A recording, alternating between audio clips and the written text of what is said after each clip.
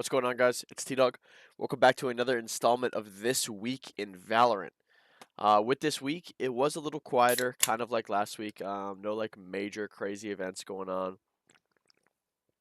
The biggest one that I have that we're going to cover is VCT. Um, but other than that, I got a lot of minor stuff to go over, so I'm excited to get into it. And let's start. So with VCT, if you weren't paying attention last week, the four teams that qualified were NRG, FaZe, TSM, and Luminosity. So they will not be playing this week just because they're already in the main event. In our second open qualifier, we have a lot of big names playing, and only four of them are going to make it. My picks right now are 100 Thieves, Sentinels, Knights, and where are they? And V1. I'm sorry. Yeah. 100 Thieves, Sentinels, Knights, V1. Those are my four that I have qualing. I think that a lot of these teams like Dark Zero and, Complexity, for a good example, Accrue, good example, NYFU, good example, Gen G, good example. All those teams are going to go far in this event. I just don't see them going the distance just because of the problems that they have, whatever the case is. I really do want to pick Ghost, but Ghost has let me down 2 weeks in a row now. Um, I know that last week it wasn't in their control what happened to them. I heard something about their Airbnb potentially like getting robbed or something like that, so they weren't able to like get a good night's sleep. They were all stressed out, and it definitely showed in their performance. But Ghost also does have like a really tough like bracket as well. If Ghost want to qual in uppers, they need to beat EG version 1 and Knights, which is like a really, really, really like tough streak of teams that you got to go against. And then in lowers, it's kind of like all over the place. I can't really tell who's going to play who. Depends who wins, who loses.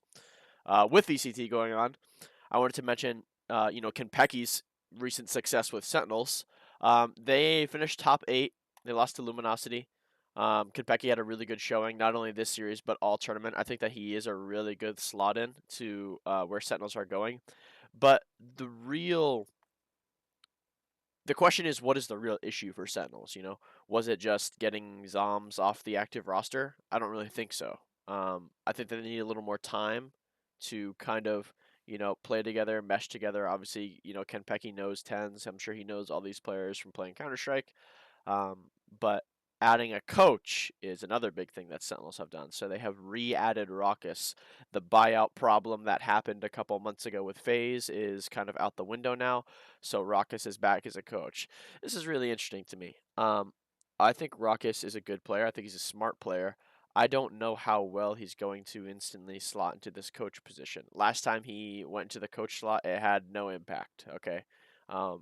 Whether I'm speaking ignorantly or not, you know, the on the outside, the big picture, it didn't have any impact. Maybe he made the players better, whatever it is.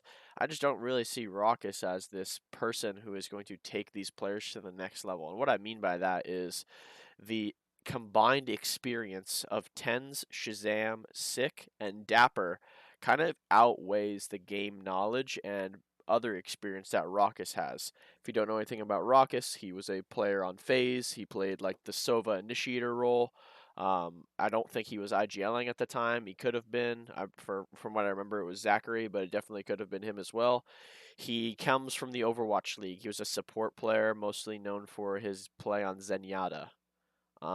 So, you know, I don't know if it's a player bias that's like, hey, I want to get Rawkus on this team, or it's an org bias, whatever it is. He does have some qualities that, I'm sure will help them in the server and potentially make them a better team. But the thing that I'm arguing is taking Sentinels to the next level. Sentinels was the best team in the world in the easiest meta of Valorant. Phoenix, Jet, Omen, Cypher, Sova. That is what you played on basically every map. You would slot in the Raze occasionally, right? Or the Reyna. But that's what you would play. It was the easiest meta in the game. It was the most, just like least complex meta in the game. And they dominated through, being able to crack down on the fundamentals, peeking together, trading, spacing, all that stuff. Now the game is a lot different. You don't To win rounds, you don't even need to shoot your gun anymore. So like I said, I have faith that, you know, Rawkus can make them better, but I just don't know how fast it's going to come. Another interesting thing I wanted to talk about today was the KennyS situation. So I would guess that a lot of you haven't really heard about this, um, but there were some leaks that came out saying that Kenny's org G2 did not let him play on loan to OG. So OG is another org in EU, and he was going to play Valorant for like a potential switch, and he was going to play in a French league under a different org. Riot didn't accept this loan because of contractual reasons. I don't blame anyone. It is what it is. I'd like to thank all the people who that tried to make this happen on both G2 and OG. Thank you guys for the support as well. I've seen a lot of positive comments. Whatever. So it was actually Riot that didn't let him for contractual reasons. So I don't really know what that means or why, but I think it's really interesting that KennyS is, you know, considering the change to Valorant. I know that he's already really good at this game. I've seen him play it on stream a couple times, but it's really unfortunate that Riot didn't let him play in this French league. Again, I'm not really sure why. He's not going into detail on it.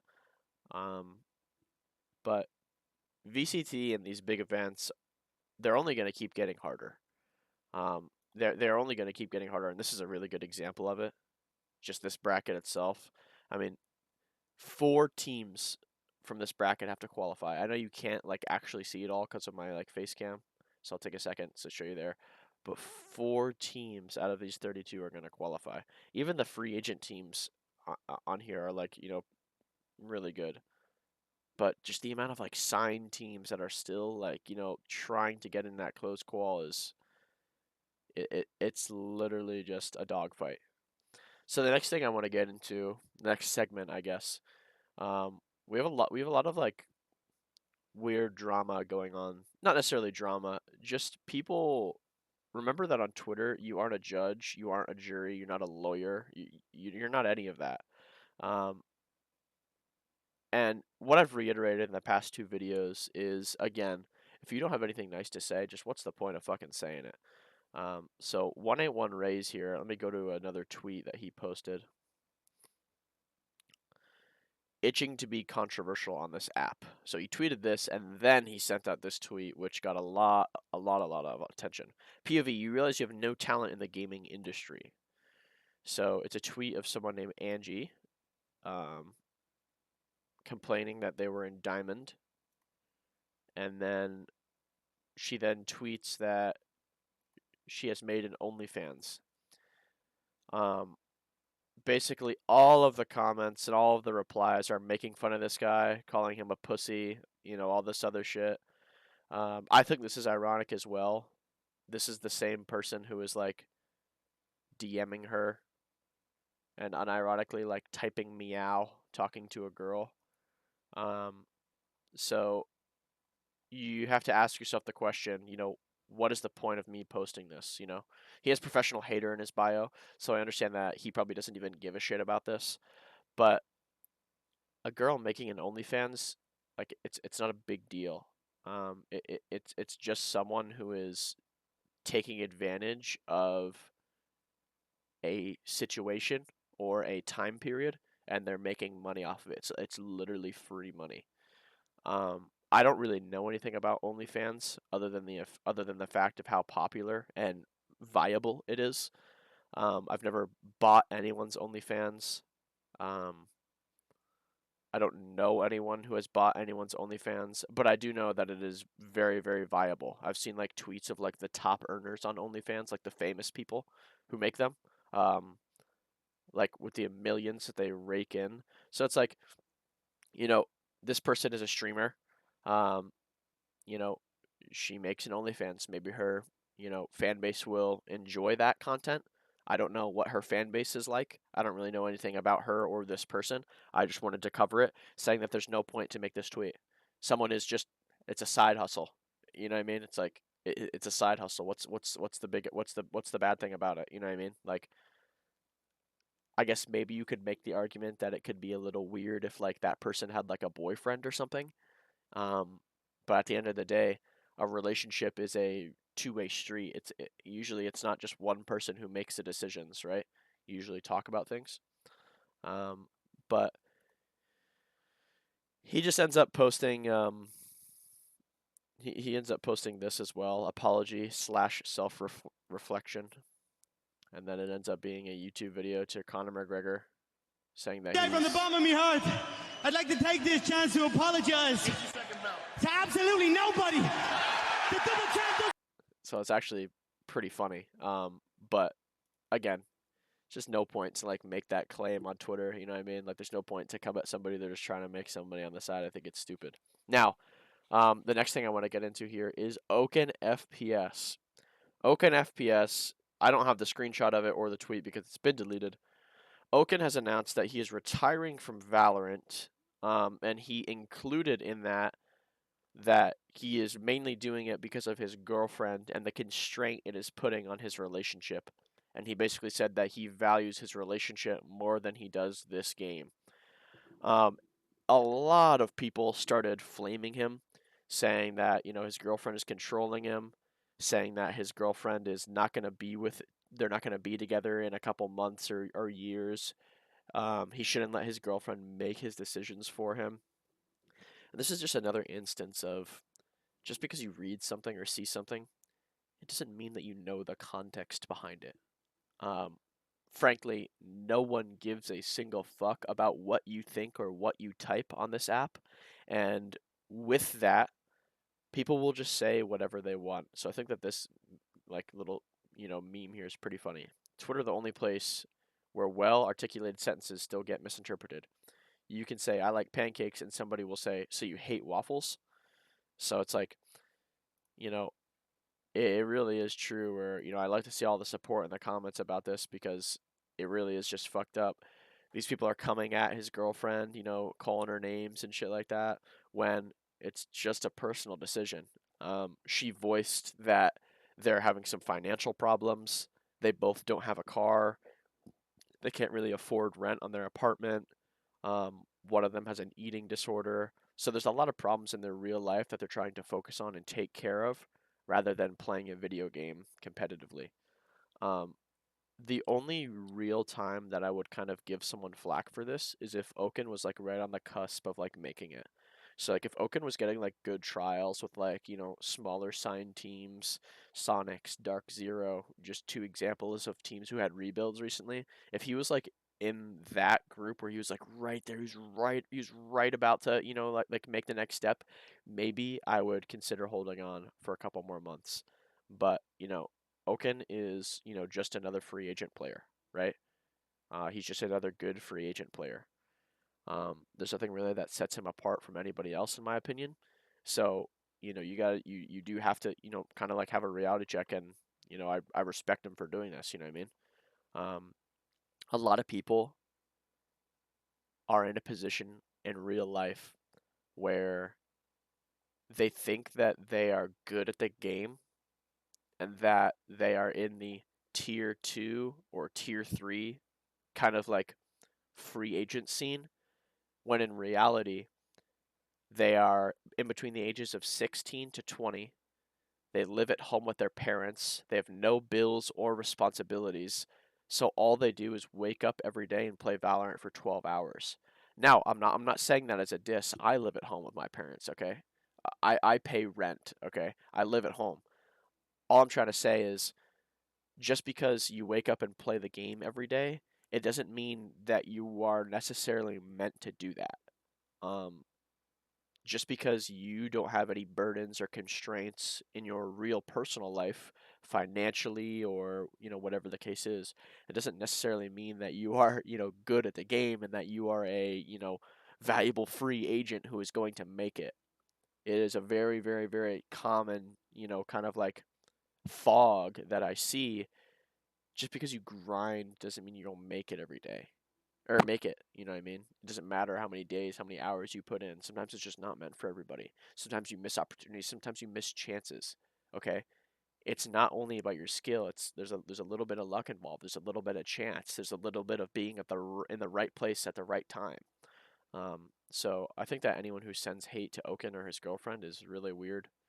Um, you know, it's his decision to make. Again, you're not a lawyer, you're not a judge, you're not the jury. No one gives a fuck what you think.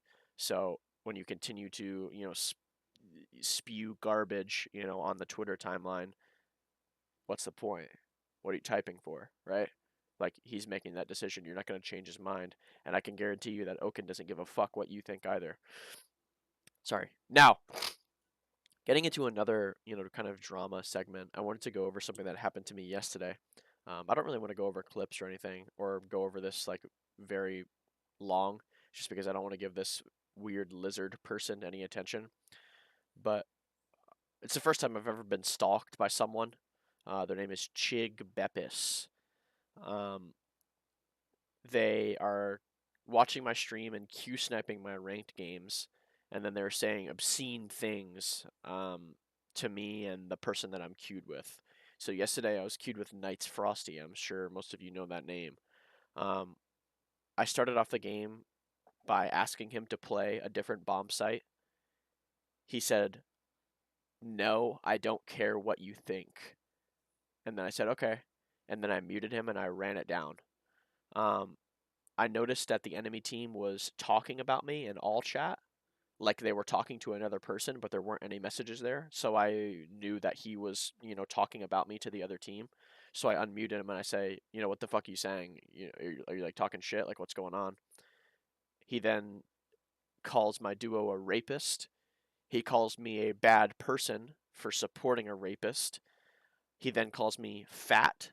So I start going back at him. I tell him that he's a nobody. I make sure that he knows that he's a nobody. I make sure that he knows that his opinion and anything that he says doesn't matter because he's a random anomaly online that no one likes or cares for.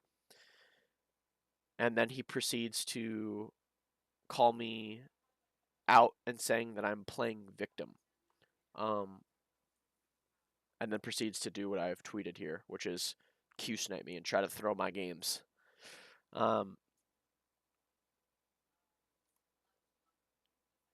This type of stuff isn't going to be tolerated anymore. I don't care if you want to call me soft. I don't care if you think that this is just like, a ranked game type deal. This type of shit is not going to be tolerated anymore.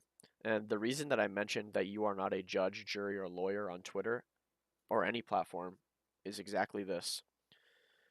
This person is trying to call me a bad person because I quote unquote support a rapist, which is not true. And that person that they are calling that, they aren't even that. They are not that word. They are not that. They are not that. So, this type of behavior will not be tolerated. And again, Chig Bepis is trying to be some like civil activist, acting like, they're like literally acting like a villain from Batman, like trying to show the true colors of the people of Gotham. Like, you aren't doing anything special, and I'll show you why. The exact same person calling me a bad person, calling me a nobody, calling me a random, is telling 14-year-olds to kill themselves online, saying that he would choke him to death.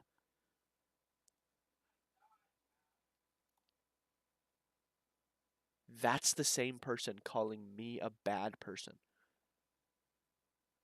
That's the same person. So remember, when you see something online, it's not always true. And there's always a second side to something. There's always another part of the story. And as much as I hate to say it, it basically goes with all of these big name players, some of these content creators. These people have to maintain a professional outfit, outside of their personal life, right? And it's just crazy to see this stuff happen.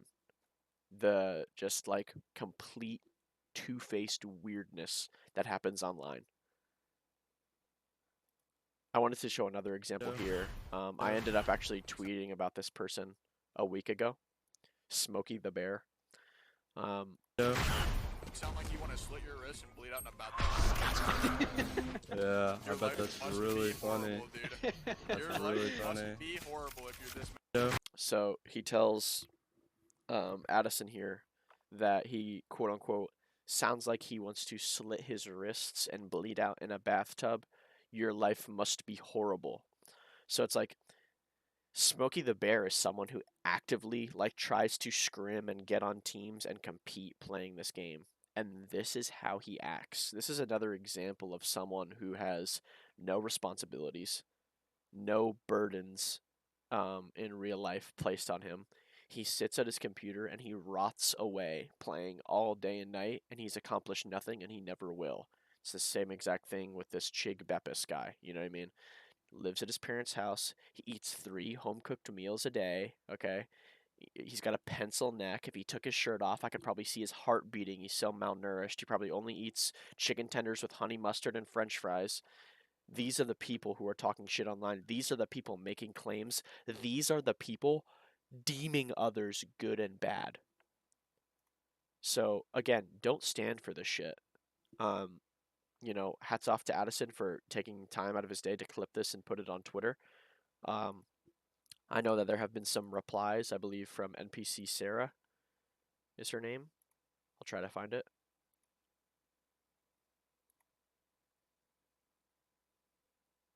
Can't find it. But NPC Sarah, she works for Riot, and she responded to this clip. So I think that it's, getting dealt with. So that's a good thing. Went a little long. I was ranting a lot. Sorry about that. Like I said, not really an eventful week. There's always going to be drama. I wanted to, make sure that that was included, keep everybody up to date on, what's happening, what's being talked about. But thank you guys for watching. I really appreciate it. Next week we'll be back with another installment. I got a couple other videos planned. I'm really excited to, continue my content that I have, throughout this year. We're definitely, going up from where we were last year. So thank you all for watching. I appreciate it. Take a second, drop a like, maybe sub. Tdawgg out. Deuces.